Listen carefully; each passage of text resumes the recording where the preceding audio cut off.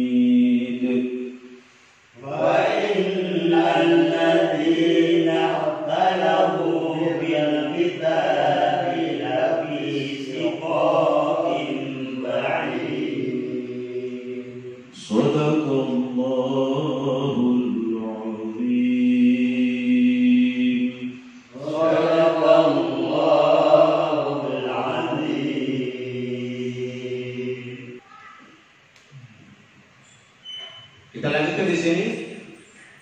Innal ladzina yaktumuna ma anzalallahu minal kitab. Nah, ini bahasanya berbeda. Sanyanya nabiran dalma anu pada nyebutkeun dia alladzina kana barang anu diturunkeun sa Allah tina kitab. Nah, ini ditujukan sesungguhnya orang-orang yang menyembunyikan dari apa-apa yang diturunkan oleh Allah di dalam Alkitab, mustamil ala na'ti Muhammadin. Nah, ini berkaitan dengan sifat-sifat Nabi Muhammad. Sifat-sifat Nabi Muhammad disembunyikan, keutamaan Rasulullah disembunyikan. Wa yastaruna bihi thamanan qalila, jeung pada ngajual itu alladzina kalawan kitman karena harga anu saeutik. Jadi dia menjual ayat-ayat Allah ini dengan harga yang sedikit, menjual ayat Allah. Jadi menyembunyikan, kalau Allah menyembunyikan ayat Allah itu sama dengan menjual. Diibaratkan menjual ayat-ayat Allah dengan harga yang sedikit. Minat dunia, di dalam hal urusan dunia. Ya'khuzunahu, itu alladzina kana dunya badalahu min safalatihim, gaganti ma anzalallahu tibu anak itu alladzina yaktumun fala yudhirunahu, maka ngadohirkan itu alladzina karena maknusillah fauti alaihim, karena mereka lebih memilih ketakutan dalam urusan dunia. Nah, mereka memilih untuk menyembunyikan ayat-ayat Allah itu demi dunia. Kebenaran disembunyikan. Ulaika ma yaquluna fi butunihim illa nar. Hari itu alladzina anteng ada hari itu alladzina dina pirang-pirang beteungna alladzina illa nar kajaba seuneu neraka. Jadi di sini Allah dikatakan bahwa orang-orang yang menyembunyikan ayat Allah kemudian dia mendapatkan hasil duniawi, kemudian dia memakan dari hasil duniawinya itu, maka sama saja dia memakan api neraka. Di dalam perutnya itu seperti memakan api neraka. Dari hasil urusan dunia, hasil menyembunyikan ayat Allah tadi, ayat Allah tadi. Wala yukallimuhumullahu yawmal qiyamah, dan Allah tidak akan berbicara dengan orang tersebut di yaumul qiyamah. Allah tidak akan berbicara terhadap orang itu yang menyembunyikan ayat Allah, yang menjual ayat Allah dengan harga sedikit itu. Allah tidak akan berbicara kepada yang di yaumul qiyamah. Wa ghadaba alaihim, sebagai bentuk kemurkaan Allah kepada mereka. Murka Allah kepada mereka dengan bentuk Allah tidak berbicara kepada mereka di yaumul qiyamah, wala yuzakkihim, dan juga tidak membersihkan mereka. Yutahhiruhum min danasil dunubi, tegasnya di sini membersihkan mereka dari dosa-dosa. Allah tidak membersihkan dosa-dosa mereka. Nah, itu tidak membersihkan dosa-dosa mereka. Nah, bagi orang-orang Islam yang terlanjur berbuat dosa, yang terlanjur berbuat salah, itu di akhirat dimungkinkan akan dibersihkan dosanya, dibersihkan dosanya dengan pahala-pahala yang lain, dengan amal-amal soleh yang lain, sehingga dosa itu bersih. Sedikit demi sedikit habis dosa itu, ditutupi oleh amal soleh yang lain, dibersihkan. Kalau di sini tidak dibersihkan sama sekali dosa-dosanya, dibiarkan sesuai kata adanya. Walahum adzabun alim, jeung itu tetap bait waladina ada siksaan anu pedih, anu nyeri, muklim. Yaitu di akhirat nanti akan mendapatkan siksa yang pedih. Siksa yang pedih. Ulaika alladzina ishtaraw ad-dalalata bil huda. Hari itu alladzina yaktumuna nyata pirang-pirang jalma anu meuli itu alladzina dalalata bil huda, kasasaran jeung petunjuk. Jadi ibaratnya mereka membeli kesesatan dengan menjual petunjuk. Ibaratnya begitu. Dia lebih memilih kesesatan dibandingkan dengan petunjuk. Dia jual hidayah itu dengan dolar, dengan kesesatan. Dia tukar. Sampai seperti ini. Akhadhu wa badalahu fid dunya. Pada nyokot itu alladzina karena dolalah ganti budak atau petunjuk di dunia. Jadi dia mengambil kesesatan dan membuang petunjuk di dunia ini, mengabaikan petunjuk. Dia memilih kesesatan, memilih hal-hal yang terlarang. Itu pilihan mereka. Wal adzab bil maghfirah, dan mereka memilih siksa dibandingkan dengan ampunan. Jadi ibaratkan dengan jual beli tadi. Dia lebih memilih siksa dibandingkan dengan ampunan Allah.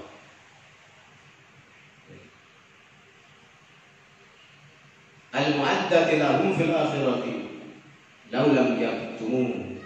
Anu dicawiskeun itu alladzina di akhirat.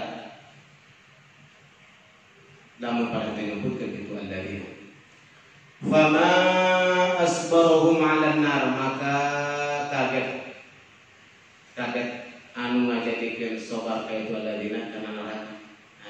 Jadi ini menunjukkan ayat tegasna ma'asyadda sabrahum wa huwa ta'ajjub. Jadi ini yang bikin kaget. Artinya mereka begitu Dikatakan di sini ini merupakan sebuah sindiran sebetulnya dari Allah. Jadi kenapa mereka sabar terhadap siksa neraka gitu? Sabar di sini berarti berani nantang, berani dia memilih kesesatan dibandingkan hidayah, berani memilih kesesatan dibandingkan dengan ampunan. Dia berani memilih azab Allah dibandingkan dengan ampunan Allah. Jadi disindir oleh Allah, fama asbaru 'alan nar. Begitu sabarnya mereka terhadap neraka. Begitu beraninya mereka terhadap neraka gitu. Ini sebuah sindiran sebenarnya. Jadi ta'ajjub lil mu'minin ini menjadi heran bagi kita orang-orang mukmin gitu. Bagi heran. Kenapa mereka begitu berani, begitu enteng sekali gitu memilih kesesatan dibandingkan dengan petunjuk, dibandingkan dengan hidayah. Lebih memilih azab daripada ampunan. Dan mereka menganggap enteng itu semua, seakan-akan tidak ada apa-apanya. Nah ini membuat heran gitu. Nah, ini tentu saja menjadi sebuah pelajaran. Zalika aritu alladzi dzukira min ajlihi an-nar wa ma ba'dahu. Tegasnya itu perkara yang ditutur yang diceritakan tadi. Tidak ada itu alladzina kana perkara jeung barang anu bukti sabandana bi anna Allah nazal kitab bil haqq. Karena ya sebab itu sanyana Allah geus nurunkeun Allah kana kitab kalawan hak ya. Jadi apa yang disebutkan tadi, hal-hal yang disebutkan tadi ya, itu semuanya karena Allah sesungguhnya sudah menurunkan Al-Quran ini secara hak. Gitu. Kenapa kemudian menjadi kaget, menjadi heran? Gitu. Karena Allah sudah menurunkan Al-Quran ini sebagai hudan lil muttaqin dan juga sebagai hudan linnas wa bayyinatin minal huda. Al-Quran ini sebagai petunjuk bagi orang-orang bertakwa dan juga bagi manusia secara keseluruhan.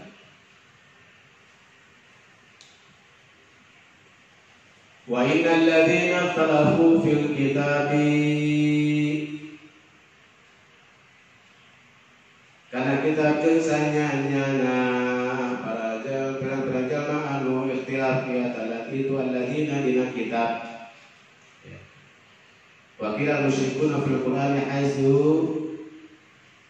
yang dibahasakan itu pirang-pirang musyrikin di Al-Qur'an haitsu qala ba'dhum sekira-kira ngucap saha sawarehna musyrikin syihrun wa ba'dhum sihrun.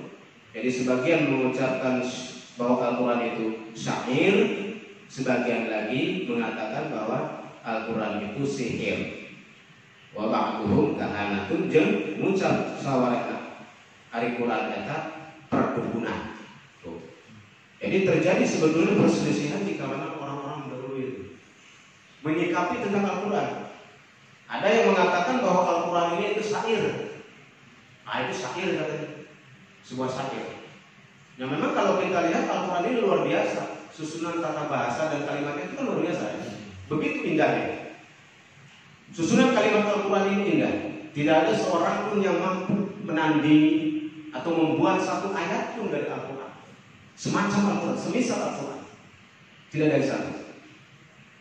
Makanya mereka mengatakan ini syairnya. Contoh aja misalkan, Qul huwallahu ahad, Allahus samad, lam yalid wa lam yulad, wa lam yakul lahu kufuwan ahad. Teratur ya. Ujung-ujungnya ganda semua. Teratur. Kemudian dalam surat An-Nas, Qul a'udzu birabbin nas, malikin nas, ilahin nas, min syarril waswasil khannas.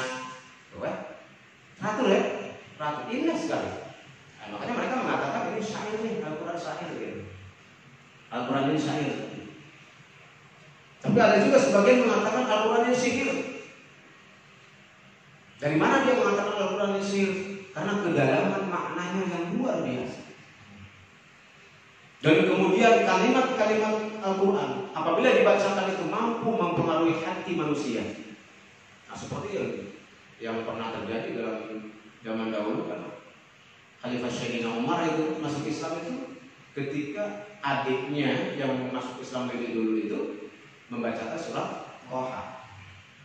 Jadi Sayyidina Umar itu masuk Islam karena dia mendengar adiknya membaca ayat Al-Quran surat Toha.